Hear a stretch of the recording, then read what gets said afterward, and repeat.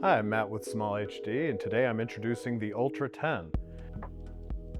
The Ultra 10 is what we call a Goldilocks size monitor, not too big, but also not too small. Small enough to fit in tight spaces like the back of a vehicle, but also big enough to give you extra screen real estate to help you nail those critical focus shots. This 10-inch panel is 1920 by 1200, great resolution for your look-around camera control so you can see the image as well as control all your camera settings. It also has 6G SDI for 4K workflows and ingest. At 2000 nits, it's twice as bright as other 10-inch monitors. With Ultra 10, you have more control than ever before. With your programmable function buttons you're familiar with, we also have our rotary dials. You can program this as a global tool, so let's say here I want to program it to pixel zoom. Now it'll be a pixel zoom on every page. With 1-to-1 pixel zoom and the 4K ingest, you'll be able to push in on your shot without losing any fidelity. The global tool will be a blue light. When you do a single page tool, you'll have a green light. Now what you can do, hold the button, go to single page, and then go to the page of your choosing. Here I have the focus page, and now if we open up Focus Assist, we can change the color or sensitivity. So let's change sensitivity. Now this is programmed specifically to that page, not as a global tool. So now I can adjust the sensitivity of my Focus Assist. With knobs, you have a short press that will reset your settings to default. You have capacitive touch so you can see what your knobs are programmed to without changing the setting itself. And then the long press will take you to the program page. Then when you're programming your knobs with capacitive touch, you can quickly switch which knob you want without having to back out and start all over again. At 10 inches, this is our largest touchscreen monitor. So now you have your tactical function buttons, your dials, but you also have touchscreen. Let's say you don't want touchscreen. With a physical lock mechanism, you can lock touchscreen or physical buttons and dials, or both at the same time. And with Ultra 10, you'll have all the PageOS functions that you're familiar with.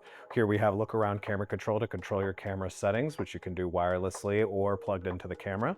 You're also going to have Teradek RT overlays to be able to see your focus, iris, and zoom right on the screen.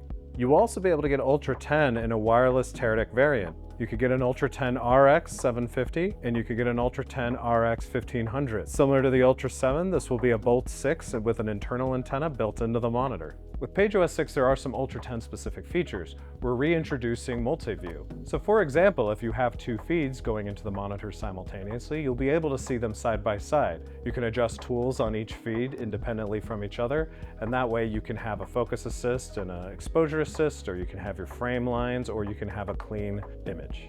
We're also introducing Wi-Fi to SmallHD monitors. You'll be able to do camera control over a camera's network if it has one, or you can use the Fleet Control Monitor app to be able to change settings from a laptop. Quantum 32 and Ultra 10 are the first SmallHD monitors to have Wi-Fi built into them. To see additional features coming to PageOS 6, please go to smallhd.com.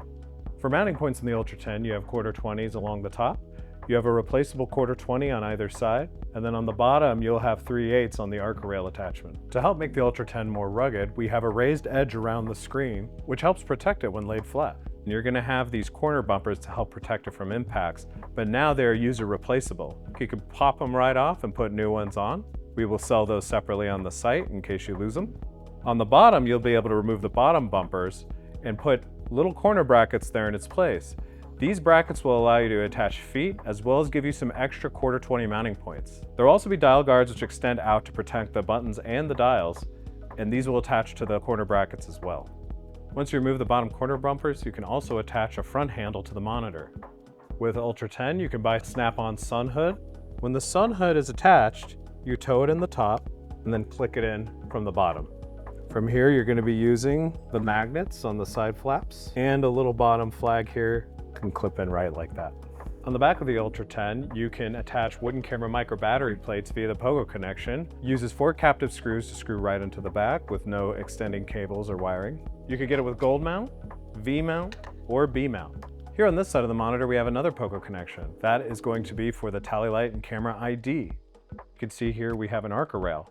With this, you'll be able to attach the wooden camera Ultra QR monitor mount. All you do is you remove the X-shaped VESA portion. Under it, you're going to have an Arca clamp. You're going to slide it right on, use the tie down, and now you can put it on any C-stand or baby pin. Because the Ultra 10 is weather resistant, it does come with rubber dust caps that can be tethered to these notches right on the bottom so you don't lose them. Let's take a journey through the I/O on the Ultra 10. Here you have 6G SDI in, you have 6G SDI in and out. You can use this for loop through as well as having 2 feeds at the same time. From here we have your 2-pin power.